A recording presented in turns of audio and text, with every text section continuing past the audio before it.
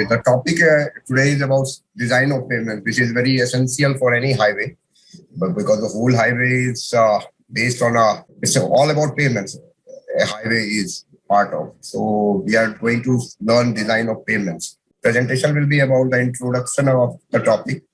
There will be an overview, then what are the fundamentals in this field, then how we design basically the pavements. Then there will be a case study, how the field is evolving, and what will be the career path and further job opportunities for upcoming for the students who will be joining the job market in near future. So there are two types of payments: flexible payment, which is having bituminous surface or blacktop, and you have rigid pavement that is the top of it is concrete. And if you see the diagrams, the flexible pavement has four layers. There is a surface course, that is bituminous layer, then the base course, then you have a sub-base course, and then you have subgrade at the bottom. Similarly, in the rigid pavement, you have a surface, three layers: surface course, you have a base course, and subgrade. Overview of a pavement design: an ideal pavement should meet the following requirement: sufficient thickness to distribute the wheel load stresses, to save value on the subgrade soil, that is the bottommost. It should be structurally strong to withstand all types of stresses imposed upon it.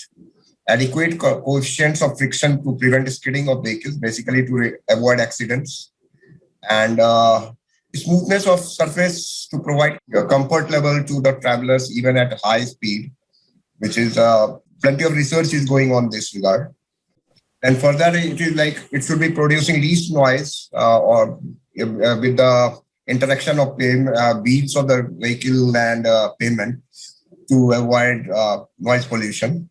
Thus, proof surfaces enhances traffic safety by removing impairment of reduced visibility. Impervious surface so that subgrade soil is well protected and there should be proper drainage. And the pavement should be having long design life with low maintenance cost. So these are the design parameters on which the whole pavement design is based upon.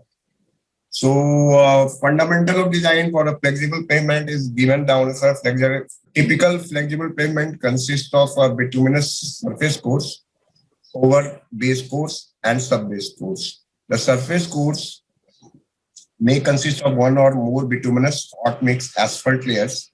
These pavements have negligible flexural strength, hence undergo deformation under the action of loads. The structural capacity of a flexible pavement is attained by combined action of different layers of pavements. The load from trucks is directly applied to the bearing course, the surface course, and it gets dispersed in the form of truncated cone with the depth in the base, sub-base and subgrade course, then ultimately to the ground. Since the stress induced by traffic loading is highest at the top, and the surface layer has maximum stiffness measured by resilient modulus and contributes the most to the pavement strength. The layers below have lesser stiffness but are equally important in pavement composition. The subgrade layer is responsible for transferring the load from above layers to the ground. Flexible pavements are designed in such a way the load that reaches the subgrade does not exceed the bearing capacity of the subgrade soil. Consequently, the thickness of the layers above the subgrade vary depending upon the strength of the soil and affecting the cost of the pavement to be constructed. So as described here, to decide the thickness of flexible pavement, flexural strength should be low. Load transfer should be grain to grain. Here there are no joints because it's a continuous pavement. So, and if you see, it is initial cost of this flexible pavement is low and maintenance cost is high. And the IRC code used for design of flexible pavement is IRC 37/2018. That's the latest version of IRC pavement. Similarly, if you go for rigid pavement, that's a concrete pavement.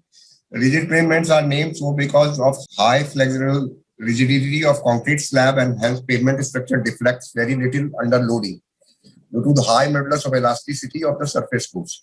The concrete slab can distribute traffic load into large area with small depth which minimizes the need of a number of layers to help reduce the stress. Most common type of rigid payment consists of dowel bars and tie bars. Dowel bars are short steel bars that provide a mechanical connection between slabs without restricting horizontal joint movement. Tie bar, on the other hand, are either deformed steel bars or connectors used to hold the faces of abutting slabs. Although they may provide some minimum amount of load transfer, they are not designed to act as load transfer device and are simply used to tie the two concrete slab together. Flexural strength is significant in rigid pavement. Load transfer is taken by slab action. There are joints present in this rigid pavement design. Rigid pavement cost is high, maintenance cost is less. And based on IRC 58, we design the rigid pavement. Now we go to design methodology of a flexible pavement. Usually the design life of a flexible pavement is 15 years. The parameters used for design traffic for flexible pavement are initial traffic, that is CVPD, commercial vehicle per day. Then you have a traffic growth rate for design life, that is R. And R is generally more or less around 7.5%. Design life for number of years, as given 15 years. Then there is a vehicle damage factor. How much is the truck loading damaging the pavement? Then the distribution of commercial vehicle over the carriageway, that's the number of lanes available for traveling in a direction. So the formula given for calculating the standard axle is given, that is for the entire year, that is 365 multiplied by 1 plus rate of growth to the power n minus 1 multiplied by annual daily traffic, then vehicle damage factor, then F, that is called lane distribution factor, and divided by growth rate. So this is a common method given in IRC 37 for flexible pavement. And then you have a rigid pavement design. This is a longer process of it. In this case, you see the step one is to design values for the various parameters, decide the types and spacing. This you will learn in the case study. Decide the types and spacing between the joints. Select a trial thickness of the pavement slab. Compute the repetitions of axle load for different magnitude during design period. Calculate the stress due to single tandem axle trucks and determine the cumulative damage factor. If cumulative factor damage is more than 1, trial thickness is unsafe. Select a higher thickness and repeat 1 to 5. And then you have to check the temperature stress and along the edge. And if the temperature stress, flexural stress due to high wheel load is more than modulus of rupture, select a higher thickness and repeat step 1 to 6. Design the pavement based on corner stress if no dowel bar are provided and if there is no load transfer due to lack of aggregate and interlock. As mentioned in the flexible pavement design, you have to calculate the vehicle damage factor. So if you see, this is a formula given for calculating the equivalent standard axle. So if you have a single axle vehicle, generally 6.6 ton is the axle load for a single axle vehicle. If you have a dual axle, like two tires are attached to each other, then there is a 8.16 ton. So generally rear end axles are 8.16 tons for a 2-axle truck. Then you have a tandem axle, which is like 3 tires attached together. So you have like 15 tons around the weight. So you have this formula for calculating standard ESAL for tandem axle. Then you have tridem axle, that is for 22.83 ton taken as that weight for tridem axle, and the equivalent standard axle for tridem axle is given W 22.83 to the power 4. W is the axle load tons which is taken at the site. If you go to the site and take axle load from various truck and do calculate the equivalent standard axle based upon that. This is the method to calculate what is the equivalent standard axle and median standard axle at the end of design period. So if you see, you have vehicle number in 2019 based on traffic survey, 581 bus, minibus, all the commercial vehicles are there, 581 minibuses, 1486 standard bus, 405 and so on. And then you have a number of lanes that is given 6 on the road. So you have a lane distribution factor of 0.3. That's given in IRC. Then vehicle damage factor is calculated from the site by this formula and used to calculate the median standard axle. This is the method. Then you have a formula which was described earlier to calculate median standard. This formula, cumulative standard axle. So now you have, so in the end, after 15 years, I have a MSA of 18.80. So now based on that, I have a thing called CBR value, which is the strength of the soil underneath the pavement. So see, based on CBR and the calculated MSA, you have some graphs and charts given in IRC 37 from which you can find out the thickness of the pavement. So this is the pavement thickness, which is derived based on 18.80 MSA and 7% CBR. Now we can come to the design of rigid pavements. So generally a rigid pavement is designed for 30 years. And here, if you see the example, you have a two-lane, two-way single carriageway, and considerably the length width of 3.1 meter, 0.25 meter sinus on both sides.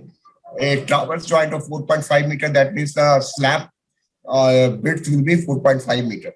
Here we have a traffic TVC is equal to total volume count is 5349 CVPD.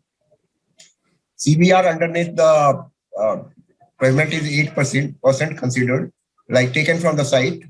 Similarly, so we propose a CBR value of 8% effectively. Then you take axle loads of various kind of vehicles, how many single axle vehicles, how many are tandem axles. If you see from the axle load survey, it is 98% single load and 2% tandem axle. So here we do the design. This is a bit tedious design of rigid pavement. So if you see, design life of the pavement is 30 years, as described years earlier. Main width is 3.1 meter. Traverse joint 4.5 meter. Traffic, this much, CBR, everything is here. Then we do this thing, create an axle load spectrum. In what range the axle loads are there? What is the frequency? So if you see, there is 98% of this, and then 2% here. So then we have certain assumptions of modulus of subgrade reaction, effective these things are given. And then there are various parameters given in IRC 58. What are the modulus of subgrade reaction for concrete and stuff, these things which are provided in IRC 58. So generally, this thing is like many of the things are given in IRC 58, like debonding layer. There is a polythene sheet between driving concrete and the concrete slab, so 125 micron thickness. And then these are very known parameter. What is the compressive strength of a concrete, cement concrete, 90 days cement concrete? What is the flexural strength of a concrete and 90 days flexural, which are used for the design. So now we come to the design traffic for fatigue analysis.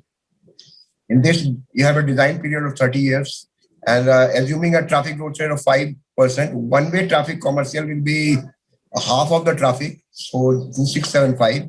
So now we have a cumulative number of cumulative traffic. What will be the cumulative traffic? So this will be whole year 365 multiplied by one-way traffic into traffic growth rate divided by growth rate. That is coming out to this number.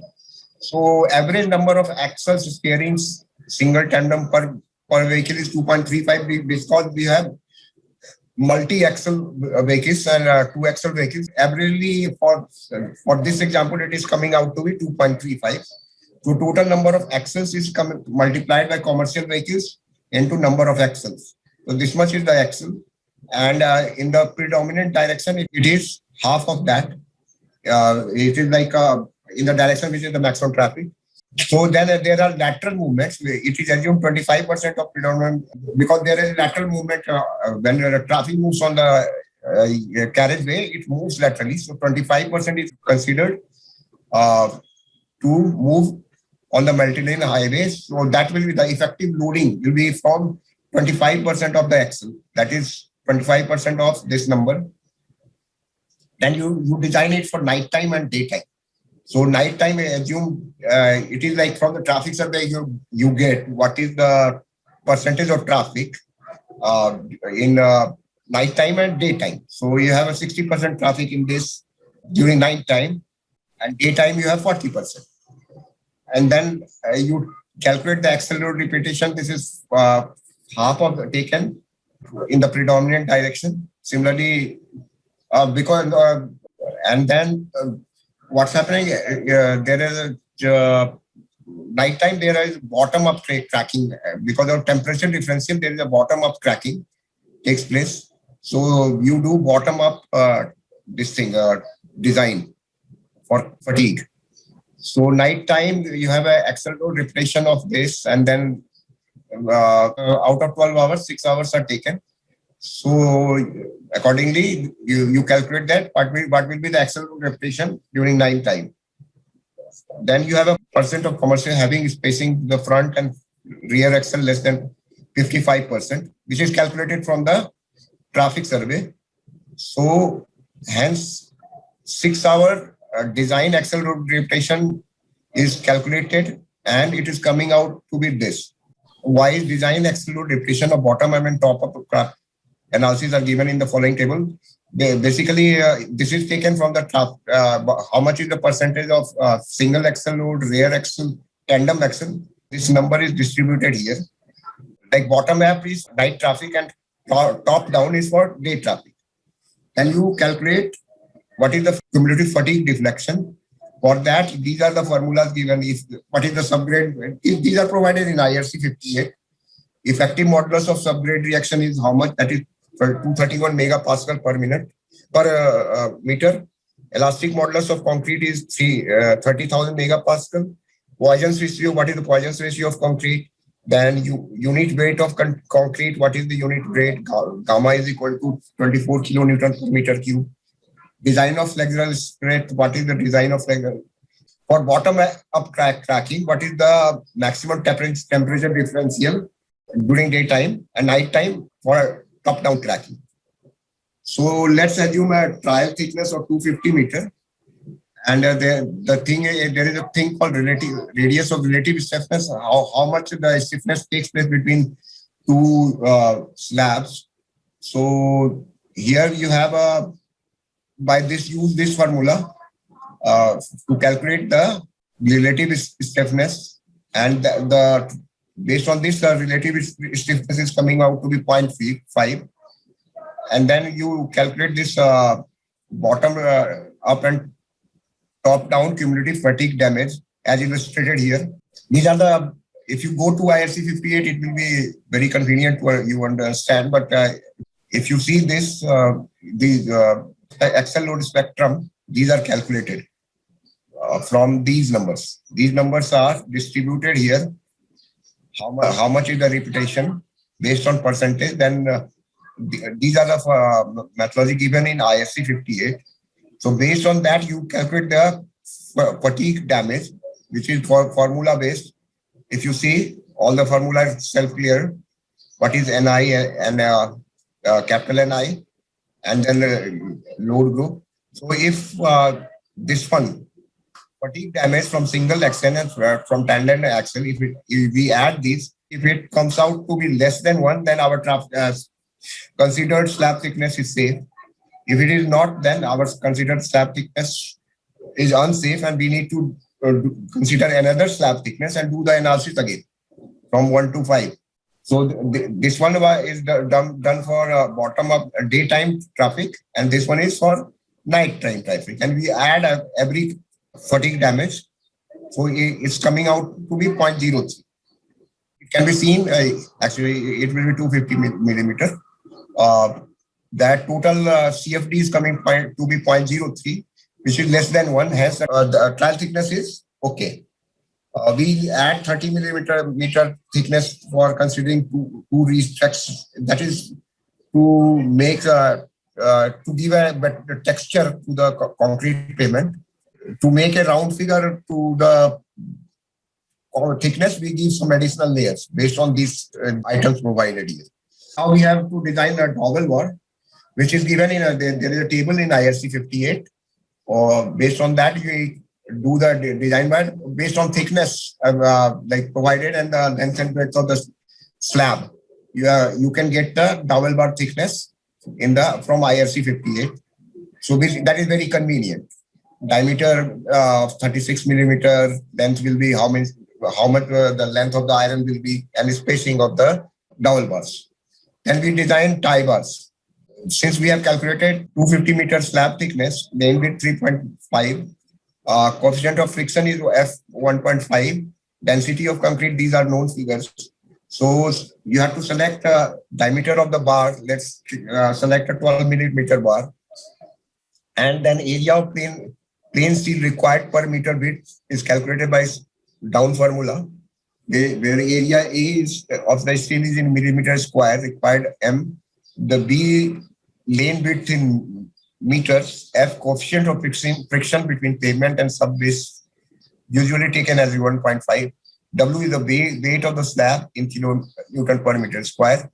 And then SW is the working stress of steel in megapascal. So this is calculated here. So cross-sectional area is 130 millimeter square coming. And perimeter is of tie bar is coming to be 37.7 meter based on the dimensions used. And then you have to calculate the spacing of tie bars. So this is the formula given, A by AS, and it's coming out to be 9.5 centimeters. So spacing, let's provide length of, there is a similarly you need to calculate the length of the tie bar. So length of the tie bar is calculated by above formula. There is a allowable working stress in megapascal, which you can take from IRC 58. Cross-sectional area of the perimeter is calculated above. So permissible bond stress of the concrete is this much.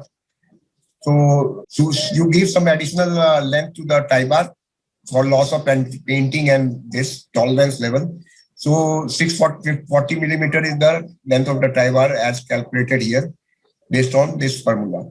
So now we have like a pavement composition. So this is a top layers, which is 260, which we calculated above.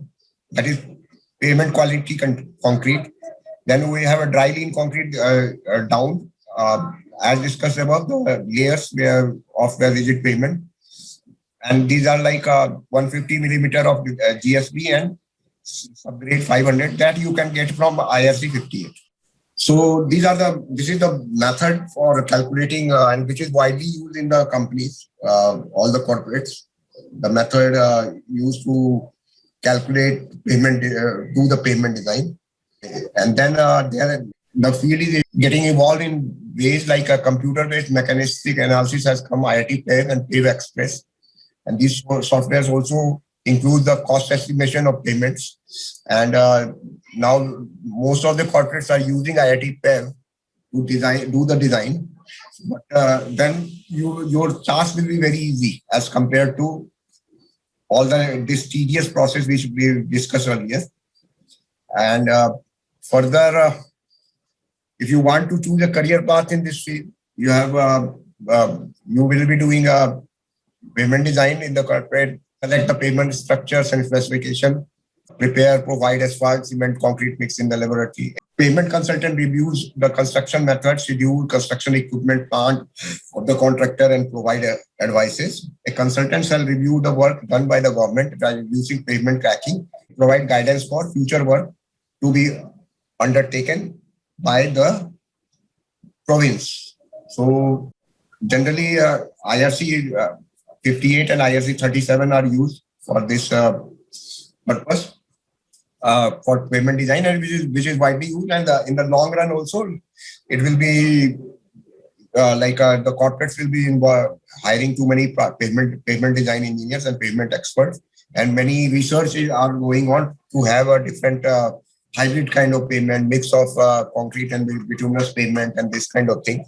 So you will have if someone wants to pursue a career in pavement design as a pavement expert, there is a good scope, and all the government agencies like NHAI or PWD, they require good consultants, and all the big consultancy firms in the country like AECOM or Louis Berger and big firms are doing consultancy in pavements for these government clients.